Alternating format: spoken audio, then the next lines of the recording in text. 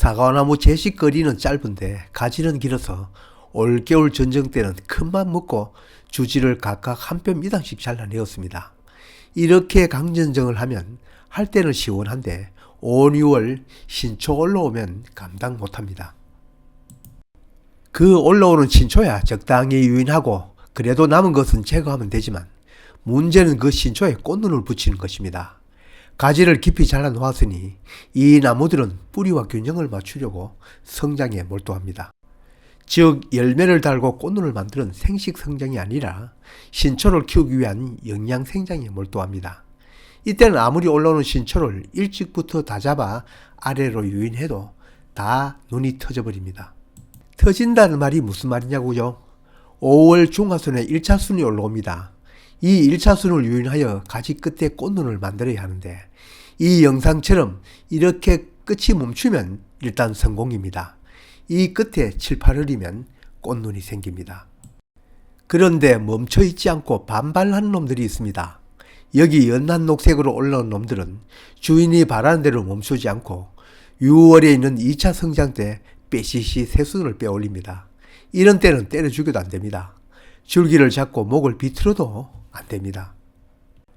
나오는 신초마다 모두 유인하여 내년에 과일 딸 결과지를 만들지는 않지만 다른 과수보다 이 사과는 꽃눈 만들어 좋은 결과지 만드는 것이 저 같으면 농사의 반이라 할 정도입니다. 다른 사람도 이때 좋은 꽃눈 만들기에 신경을 쓰지 않는 분은 없습니다. 꽃눈 만들기는 내년 농사의 시작입니다. 이 농사 신통치 않으면 내년 사과 농사 아무리 열심히 지어도 결과가 신통치 않을 것입니다.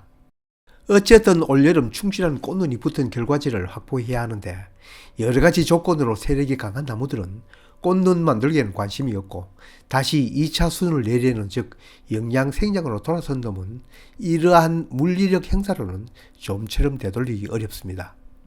이놈들이 영양 생장으로 돌아서는 까닭은 몇 가지가 있습니다. 지금 우리처럼 주지를 단축한다고 강전쟁을 했을 때입니다. 이놈들은 뿌리와 가지의 균형을 맞춘다고 잘려나간 가지만큼 회복하려고 합니다. 또 하나는 영양분, 그 중에서도 질소분이 넘쳐날 때는 열매를 달기보다는 나무를 키우는 데 힘을 씁니다. 그에 비해 인산비료는 열매직 종실비료이므로 생식 생장으로 돌리는데 효과가 있습니다. 물론 가리는 양분을 옮겨주는 운반 역할을 하므로 과일이 충실히 커가는데 도움을 줄 것입니다. 질소 비료를 많이 주지 않아도 꽃눈이 형성될 때 비가 많이 오면 비 속에 또 땅 속에 녹아있던 질소분이 이놈들을 영양 생장으로 다시 부추깁니다. 지난 가을 지금처럼 단축 전쟁 계획 없이 평소처럼 퇴비와 밑비를 준 것 이제 회수해야 합니다. 줬다 뺏는 거죠. 이 걸음 줄 때 겨울 전쟁 주지 단축 생각하지 못했습니다.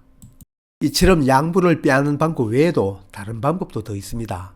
첫째는 거죽 흙을 드러내어 나무 밑둥을 더 드러내는 것입니다. 사과나무는 많이 묻히면 거기에 뿌리가 더 돋아 자라는데 힘을 더 쏟고 그 반대이면 자람이 약해집니다. 밑둥을 드러냄과 아울러 흙을 걷어내다가 보이는 뿌리도 잘라냅니다. 생식 생장으로 돌려놓기 위한 방법으로 뿌리를 자르는 당근도 한 방법 중에 하나입니다. 나무 주관을 일정한 폭으로 껍질을 벗기는 환상박피도 있지만 그건 아직 생각이 없습니다. 앞에서 언급한 것처럼 내리는 비야 어쩔 수 없지만 땡땡 가물지 않는 한 관수는 하지 않을 예정입니다. 땅이 젖을수록 뿌리에서 양분 흡수가 많으니까 되도록 억제하려고 합니다. 그리고 마지막으로 인산비료의 시비입니다. 사과 신초가 올라오자면 2달이나 남았는데 벌써 인산비료를 시비하냐고 하겠지만 용성인비나 용간인 아주 완여성 비료이고 더구나 인산은 흡수가 느리니 지금 주는 것도 빠르진 않습니다. 이제 5월 중하순에 올라오는 신초들이 과분무하지 않고 얌전하게 유인하는 대로 결과지를 만들어지기를 기다립니다. 이때 앞에 얘기한 대로 힘이 넘치면 유인치로 꼭지를 눌려도 잡아 비틀어도 멈추지 않고 2차 순을 빼올립니다. 제가 의도하는 만큼 효과가 있을지는 신초 올라올 때가 되어 봐야 합니다. 과일나무 강전정 후 어느 과수나 다음 신초 올라올 때 신경을 써야 되겠지만 꽃눈 형성이 힘든 사과나무는 이때 꽃눈 만들기에 신경을 많이 써야 합니다. 그러기 위해서는 지금부터 대비를 해야 합니다.